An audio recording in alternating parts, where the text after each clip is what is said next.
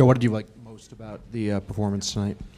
I thought just our will to continue to play, just played through mistakes, played through some tough shot making, just good physicality. And I thought there were some stretches there of really good offensive organization. I thought the guys made some really good rim reads, and thought we defended without fouling. So, pretty good game. What did you see in terms of competitiveness and also defensively at the rim? A couple block shots on Donovan Mitchell. Yeah, competitiveness was there, all the guys. And then just the willingness to defend on the team. They're a great team. They got really talented players, and one person can't do it by himself. It takes everybody. And we had some really good team defensive possessions and some good team offensive possessions. Joe, you put up 120 points, but you're saying there were stretches of the good offense. Do you think there's another level for you guys to go offensively? Yeah, I think so. I think both ends of the floor. I think if you want to get to where you want to get to against teams like this, you can always fight for another level. And so I think the balance of knowing you've done a lot of good things, but also knowing, there's like 10 to 15 possessions, and that's what we've said all year. Win or lose, there's 10 to 15 possessions you want to clean up. So just working through those and just having that mindset of like getting better every day. And when you always like to say that the success looks different every night. This is a night where Jaylen was going early, and Derek and maybe Jason wasn't his usual self offensively. Like, is that kind of like fall into what you're saying and where you can go offensively? Yeah, I mean, forward? It's funny, the usual self. I thought he played a overall well-rounded game. Passing, his screening allowed for those other guys to get open looks because of his screening in the half court, and he had some good shots at the rim defensively. So, like you said, success will look different for every night for each player. But at the end of the day, you can't be defined by one thing, and we got to compete at both ends of the floor. I thought our guys did that, for most of the night. When Derek takes 12 shots, you've won 21 straight of those now. You haven't lost since January.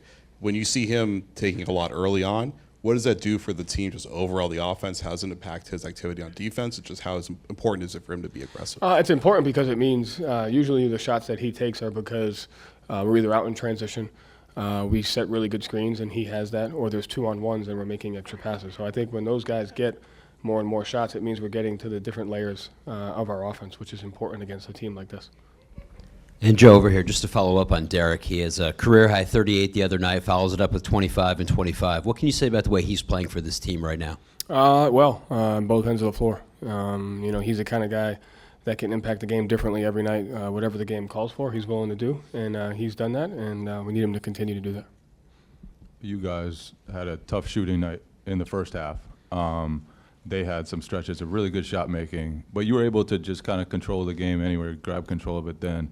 What about the team allows you to kind of do that and kind of chip away at it and hold on to the game until you're able to get the big run? Just managing the game.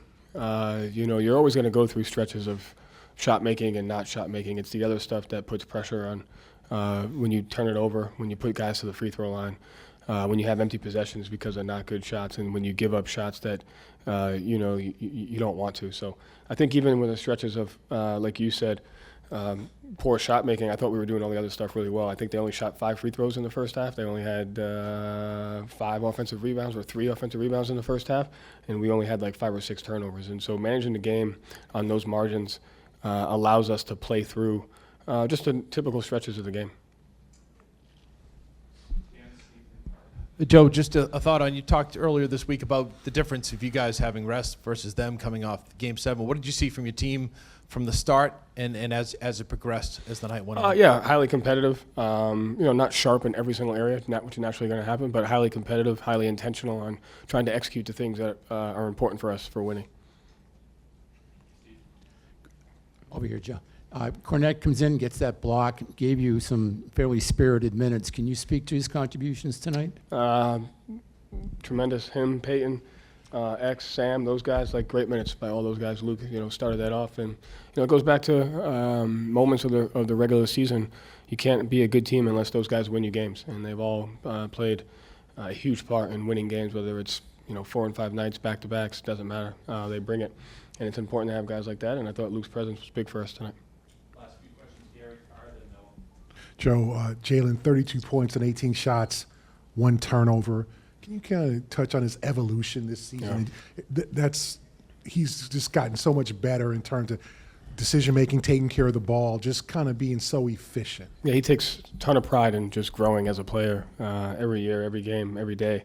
Spends a lot of time on it. He's not afraid to go after something that he knows he can improve on, which I think is huge for his growth mindset. And like you said, he has involved his ability to pick and choose his spots, when to play in transition. He had a couple times where he scored in transition, and 2 plays later he slowed it down, went mid-pick and roll, and made the right play. I think the growth of him, even if he scores 6 or 8 in a row and he gets into the paint, it's a pass on the next one. So, he's grown as a player, and it's helped us, and, he's playing big stretches for us, so it's important. Joe, how do you think the bigs handled things without Porzingis? You spoke about Luke, but also X and Al.